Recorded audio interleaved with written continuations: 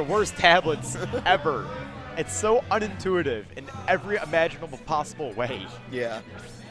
I do apologize for that, by the way. No, it's fine. As long as it loads and I can see who's going to get into top 8 or who is in top 8.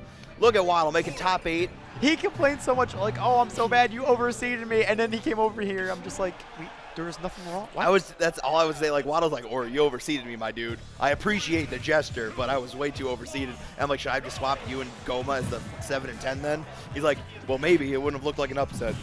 Anyway, we got to get into this other winner semifinals match. Ozone versus Ryuga.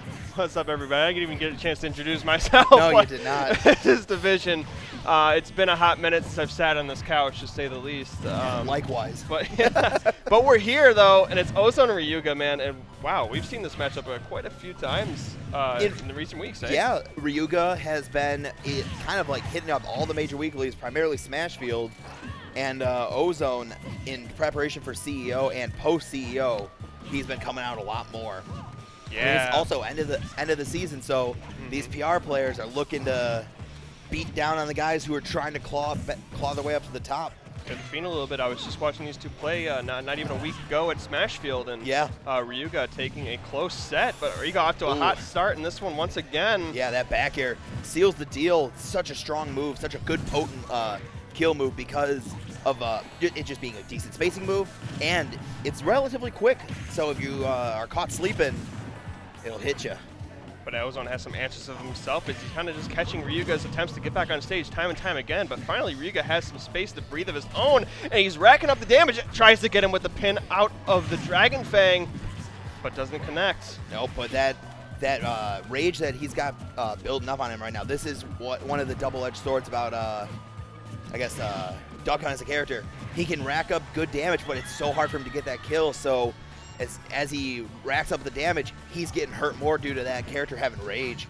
But manages to seal the deal with an up air, and now he's only at a 75-86% deficit. So it's manageable, but he's got to really fight his way in. Great option coverage, but this is what Ozone's used to a lot of the time, having to make these comebacks, as like you said, can struggle early, and if he loses that stock early, it puts him in a big disadvantage. But however, Ozone certainly comfortable with this kind of situation, but Ryuga is going to put up that wall in this corner here. You see him fishing with backers already and threatening with pin. We'll see what Duck Hunt, or Ozone, I should say, can do to get in. Yeah, Ryuga's doing a really good job at kind of just keeping Ozone pinned in the corner, and he's only letting Ozone get center stage on his time, on his own time. He's saying he's really dictating when Ozone is allowed to get back into center stage, and as soon as Ozone finds his place in the center, he's instantly tossed right back out. Yeah, I feel like Ozone maybe bought a little bit of real estate on the corner of the stage, because right there we just saw repeatedly Ryuga just choking him out on the stage, on the edge right there. Really couldn't get away from that. We just kind of saw Ozone never really have center stage control. It was kind of the Ryuga show there, so we'll see what he can do in game number 2 here to maybe give himself a bit of a better chance for going to Town and City. Yeah, I mean, I like the choice of Town and City. A little bit lower of a ceiling, so he might be able to find some kills early with a can or up air, but he's really going for that FDS transformation that you get when we're leaving the town and heading to the city and back, and then vice versa. So we're going to see whether or not this pick really does help. Ozone does need to control the ground a bit better in this matchup. You cannot allow that to go in vain, or else what much does he have? So we'll see what he can do.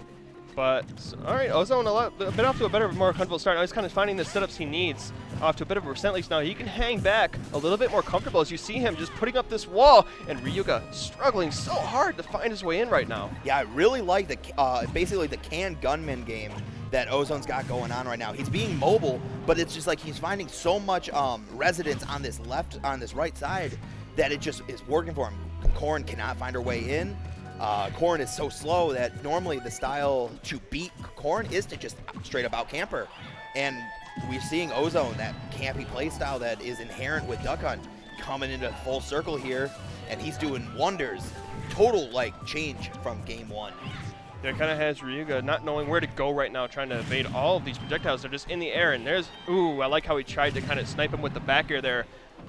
In those situations quite a bit. He knows what to do, but that fresh up air almost taking a stock right there. That would have been an unfortunate end, but he pins him on the ledge. Ryuga no chill. Ozone thought that he was going to be pretty safe having that can right there so he could do a standard get up, but Ryuga just saying, no, instantly gets that pin in and just sends him flying. But Ozone fires right back with an up smash, and we have an even game here in game 2. Yeah, wasting absolutely no time. Great offensive answer from Ozone, but setting this right back into neutral now. And once again, it looks like Ozone's starting to find his groove once again. And it seems, you know, just once he gets a grab or a certain setup, and once Ryuga's on the outside looking in, he seems to get really comfortable. But right now, we're right back to the start. Wow, I like how he used that can kind of as a momentum way to get himself back in, because right out of hit stun, he just instantly goes in with a nair and just starts a little bit of a combo. Yeah, Can's versatile, man. Ooh, that was almost the hit. That was almost it right there with that up air, into that cannon up air. They've not connected the last spot there, but Ryuga has him in the air once again. So many good anti-airs from Ryuga. Oh, not going to get the kill, though. Can's back on that. Good coverage. Good that coverage was for Can. so close. Oh, and the Can covers him anyway, so even though he missed that up smash, great option coverage there from Ozone, displaying his ability to choke him on the ledge, but... Yep. Oh, man. Right. Ryuga just trying to find a way to get in right now. He knows that all he needs is like one grab to kind of get himself in a good situation, get Ozone up in the air and force him to try and land, or to just find a situation to get that that side B. But that Can almost kills off the top. Can't take too many more of these trades, and that's what Ozone wants. Tries to snipe him with the clay pigeon, but that Can will do it. And finally, Ryuga just one too many times caught approaching, and that Can is frame 1. And you just really never know when Ozone's going to put it out there. Yeah. He kept him on his toes, man. He switched it up, mixed it up, and we have a game 3 coming up. Yep. And when the Can's moving, like when Ozone's mashing the B button, all the Can is looking in order to blow up is for a hurt box. It'll look. That's why it blows up when it hits your shield, because it finds a hurt box, but you're blocking it. So as soon as Corrin was caught in a dash, he mashed B, and he knew that Corrin couldn't immediately shield. There's that initial dash frames where you can't shield, and it caught him. Caught no man's land, man. I'll say it there. Yeah. But winner semis here. Game number 3 coming down to the wire once again between these two. They've faced off so often here in recent memory, so we'll see what's in store for Game 3. I'm excited, man. Yeah. And, you know, just thinking about this, Ozone actually does have a pocket Corrin. It's a weaker secondary of his, so this is a character that Ozone himself is actually relatively fluent in. He knows might know the frame data, knows what setups Ryuga's gonna be looking for. So he's able to have a lot of counterplay just instinctually in the back of his head. That is true. Certainly helps out him a great deal. Allows him to kind of keep pace with Ryuga. Currently, so far though, Ryuga off to a pretty solid start. Just kind of playing a patient game here. Not being too brash to get in. He knows that he's got this % lead, so eventually Ozone does have to approach, but Ozone getting kind of creative there with the gunman. Yeah, going in with the dash attack. Yep, that white gunman right there, the tall one with the white, I guess, vest, he actually shoots the farthest. So Ozone knew that as soon as Cody dropped shield, the gunman was going to hit, and he was able to get a follow-up off of it. Pretty creative.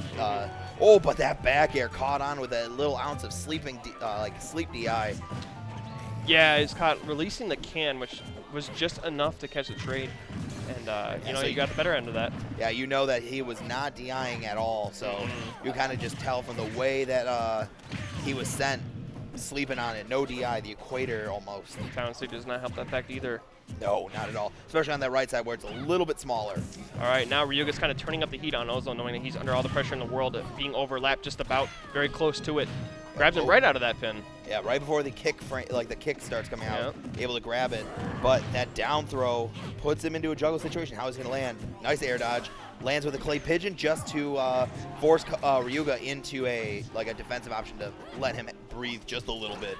Wow. Oh no, that accidental up B. It's gonna cost him dearly, but he's able to just get out, and the Can's gonna cover him and get him out of that situation. But man, Ryuga just continuously keeping him in the air, not allowing him to land whatsoever. These great aerials of Corrin just lending him so much mileage right now. Yeah, Ozone just Ozone just needs one setup pretty much. That's all he's really looking for. He's got a decent amount of rage, and he needs to try and close out this stock of Corrin before it's too late. Because right now, it's the more percent that Ozone's just taking, the more grim this situation is just looking for him. Yeah, I see him trying to cover his recovery with the Can, but Ryuga's smart enough to realize that he can just knock that Can off with pin regardless, and then still threaten, which is still a really good way to cover him. And right now, though, Ryuga, or I should say Ozone, turning the tables just a bit on him. Oh, he tries to run up and get that stock off, but Ryuga just out of range. Yeah, and you can kind of see Ryuga. He's using this pin a lot right now, and he's trying to force Ozone into just holding shield. Oh my God, That was so close. But I think Ryuga's trying to do is just force Ozone into shield, and the moment he's got him conditioned to shield, he's gonna look for a grab. He was gonna get a grab, throw, up throw, but the startup frames of that forward smash turned out to be I guess the end of the story there. Corrin back airs.